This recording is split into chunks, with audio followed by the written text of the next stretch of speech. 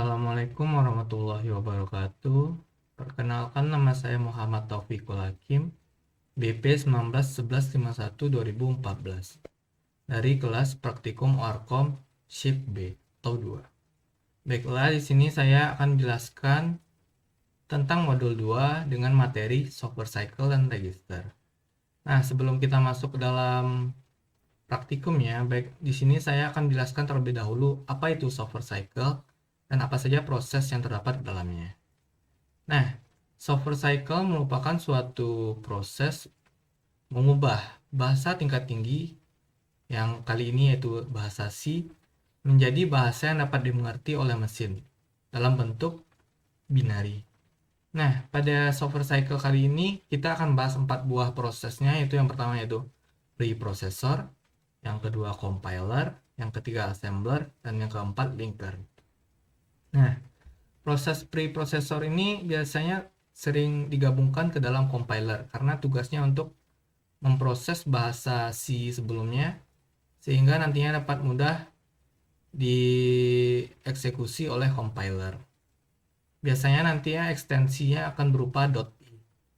Nah, setelah masuk atau output dari preprocessor tersebut masuk ke dalam compiler, maka compiler akan menerjemahkan bahasa tingkat tinggi menjadi kode-kode assembly yang berisi instruksi sesuai dengan instruction set yang dimiliki oleh mesin.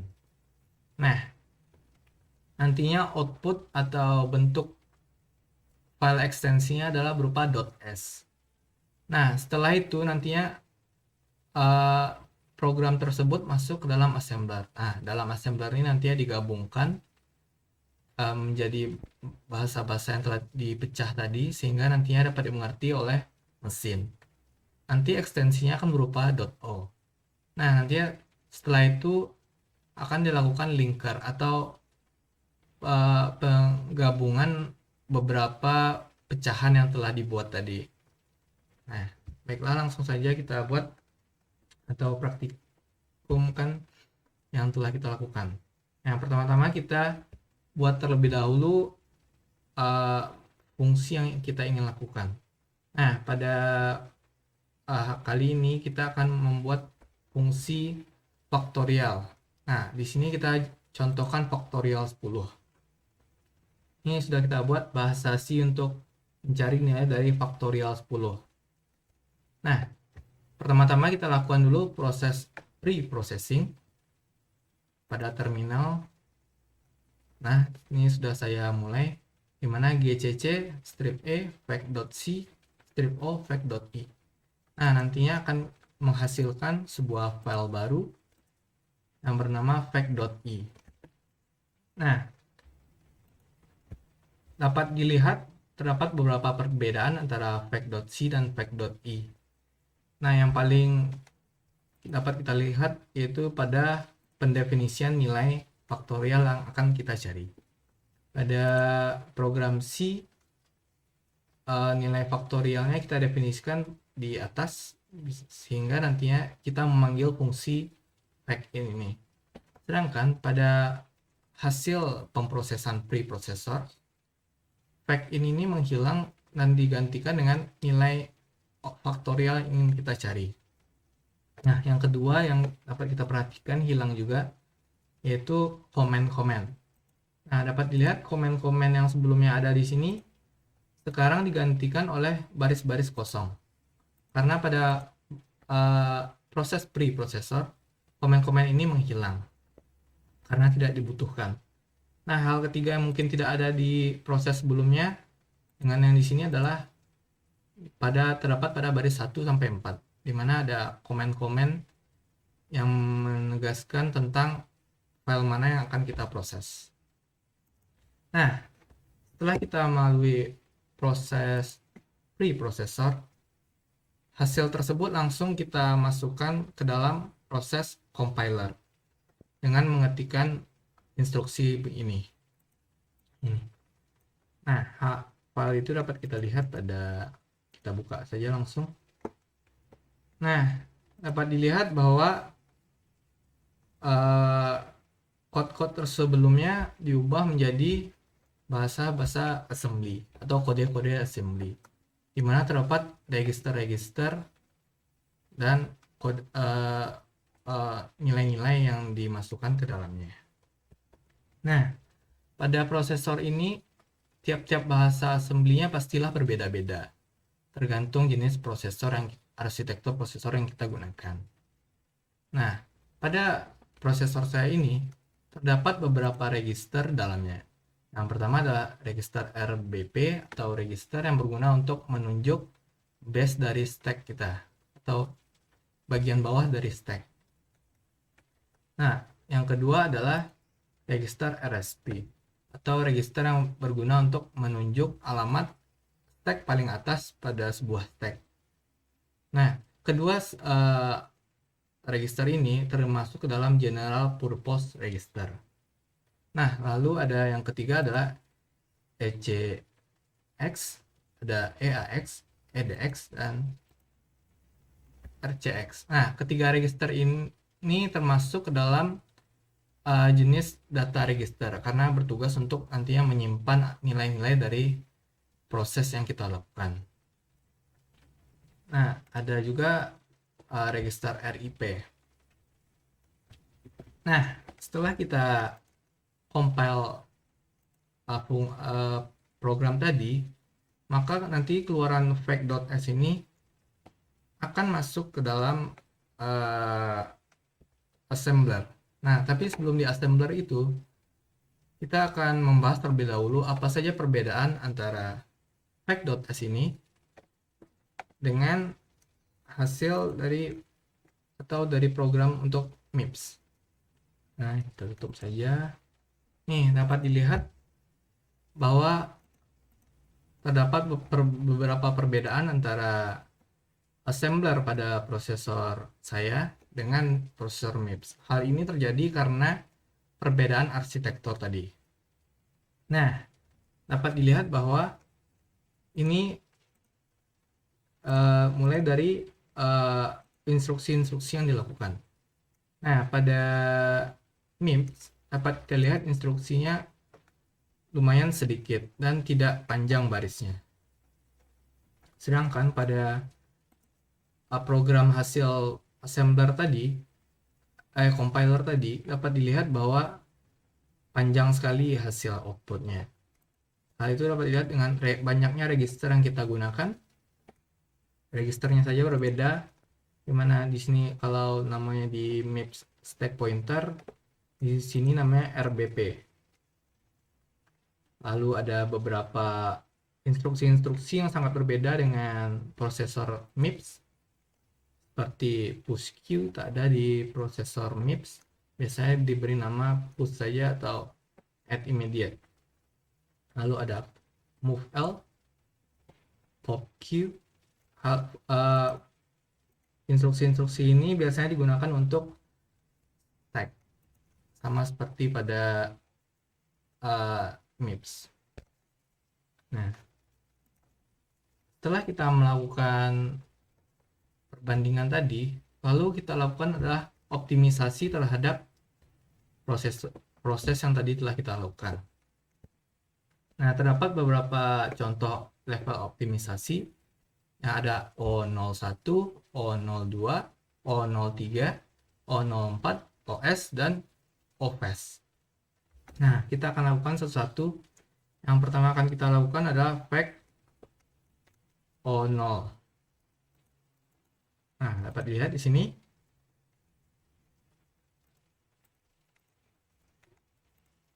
Ini adalah fact O0. Biasanya dapat terjadi warning-warning, namun kita abaikan saja karena tidak penting dan tidak mengganggu proses kita. Nah, lalu kita lakukan juga fact untuk 01, 02, 03, 0 fast, dan 0 OS. Nah, setelah kita lakukan itu, lalu apa yang menjadi cara untuk compiler mempercepat waktu dibandingkan dengan hasil fact.s? Nah, hal tersebut dapat dilihat jika kita bandingkan nih fact.s dengan fact00.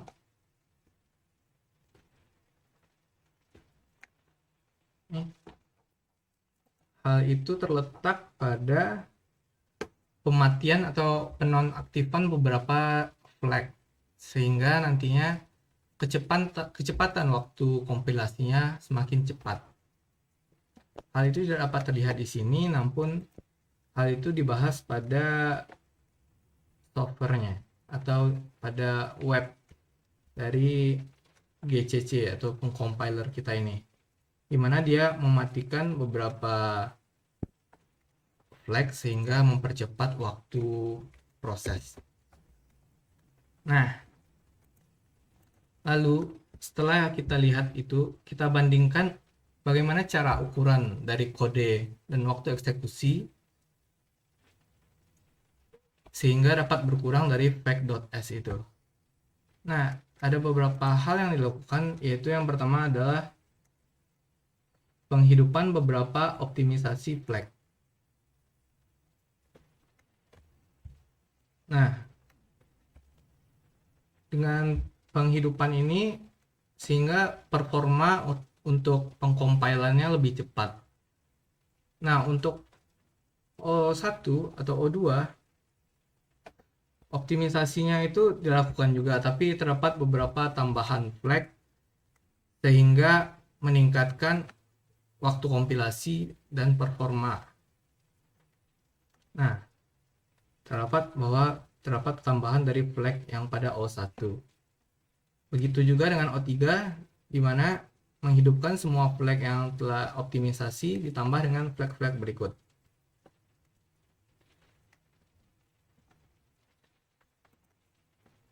Nah, bagaimana cara mengurangi waktu eksekusinya? Waktu eksekusinya dapat dikurangi dengan menghidupkan tadi beberapa flag tadi, sehingga dan mematikannya. Dengan mematikan beberapa flag tersebut, waktu optimisasi otomatis lebih cepat, sehingga program dapat dengan lebih mudah untuk dijalankan. Nah, lalu kita lakukan optimisasi OS. Filenya telah kita buat di sini, optimisasi OS. Nah, nih dapat dilihat bahwa optimisasi OS ini memiliki panjang file yang berbeda dengan optimisasi dari FACS. Nah, dapat dilihat di sini panjang program pada FACS sekitar 58 baris. Nah, sedangkan pada FACOS panjang dari program menjadi 41 baris. Hal ini terjadi karena terdapat beberapa pengurangan flag atau instruksi sehingga nantinya waktu kompilasi otomatis lebih cepat. Hal itu sesuai dengan tabel ini, di mana waktu eksekusi tetap sama, ukuran kode berkurang karena dapat dilihat terdapat beberapa penghilangan baris kode sehingga otomatis memori kita lebih banyak. Nah, namun optimisasi pemakaian memori otomatis bertambah sehingga lebih irit memori. Nah, yang tentunya membuat waktu kompilasi lebih lama karena beberapa tugas yang instruksi yang seharusnya dapat diselesaikan dengan cepat harus menunggu lebih lama karena berputar-putar terus. Nah, lalu kita cobakan dengan optimisasi dari FACOS. Nah, dapat dilihat bahwa FACOS ini sedikit berbeda dengan yang FACOS tadi, di mana baris kodenya lebih panjang sedikit, yaitu 44 baris kode, tapi tetap lebih sedikit daripada hasil dari compiler tadi, di mana 58 baris. Nah, hal ini menyebabkan waktu eksekusi berkurang sehingga lebih cepat, namun ukuran kode tetap sama besar sehingga pemakaian memori dapat lebih besar.